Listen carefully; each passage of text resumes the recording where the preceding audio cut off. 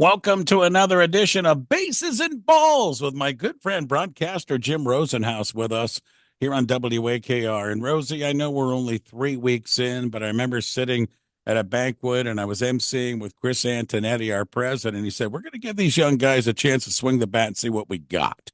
And so far, when you look at DeLauder, Valera, very small taste, but then Angel Martinez and what he's doing, some of these young bats look pretty good for us right now.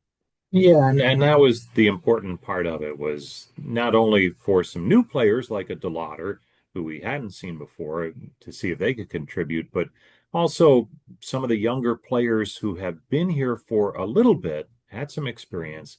Could they take a step forward? And it's still so early, Ray, but I think we've seen Angel Martinez take a nice step forward with some good work in the offseason. Back home with his dad, who was a longtime major league catcher, Sandy Martinez. He gives him a lot of credit for getting him in a good place, especially as a switch hitter from the left side. And it's been impressive. He's kind of worked his way into an everyday role on this team, which is nice to see. You know, Rosie, we've heard a lot about Chase DeLauder.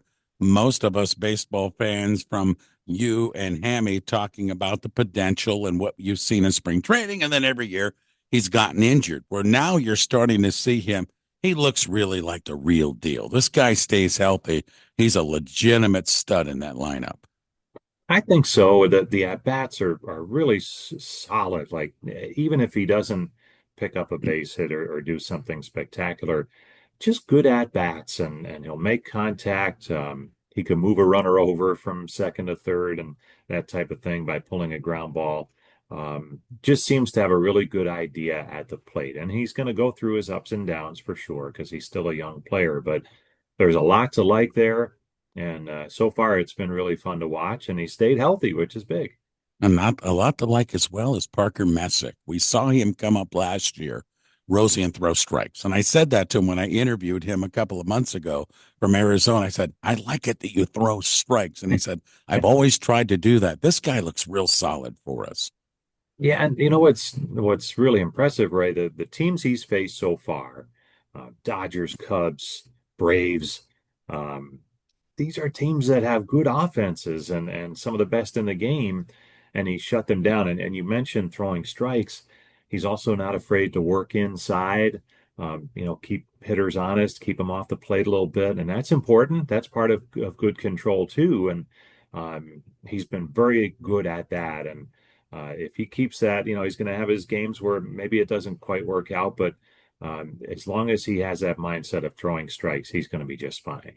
Guardians broadcaster Jim Rosenhaus with us, bases and balls. That bullpen needs to get straightened out a little bit, doesn't it, Rosie? And I know it's been in flux because we're waiting for Hunter Gaddis to get back and such, but talk about how you see this bullpen right now. Well, it does. It hasn't settled in yet. Kate Smith, I think, has been uneven at the back, and sometimes it's just a case of getting some more appearances under his belt and really honing in on what makes him dominant.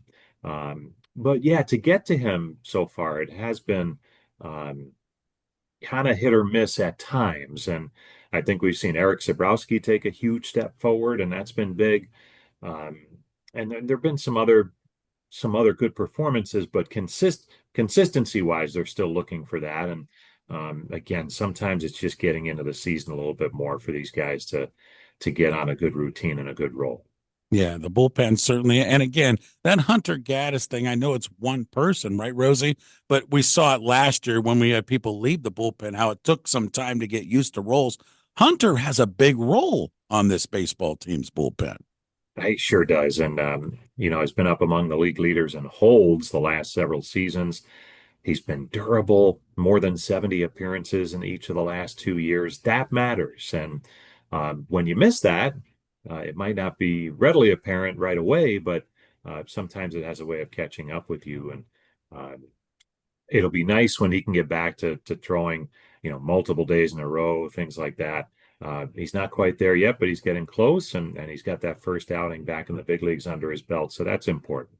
Okay, let's talk about the Orioles series continues tonight. Got them tonight, Saturday night, Sunday, and then Houston comes in team that's been really banged up with the disabled list so far this season. But talk about this home series. Yeah, both teams, Baltimore and Houston, mash units, right? Mash units. They're really struggling to keep guys healthy. Um, but the Orioles have played better baseball certainly than Houston. Houston has really struggled. At one point, as late as early this week, they were leading the major leagues in runs scored, so they're scoring runs, but they were losing a lot of games because their pitching has really been compromised by injuries. So they're struggling to figure it out in that regard. But the Orioles are interesting under new manager Craig Albernaz, who did a real nice job here as the bench coach, and by all accounts, um, he's told them, "Hey, I don't care if we have injuries. We got to go out and win games, and let's, whoever's next, we'll have that person help." And it's worked out to where they're right around 500 so far, and that might be a pretty good spot to be in considering the injuries they've had. All right, Rosie, Jim Rosenhaus, bases and balls. He's kind enough to take time out of his schedule to join us each week here on the morning show and WAKR.net and our Facebook page. Rosie, as always, my friend, thank you for making time. We'll do it again next week. You got it, Ray. Thank you.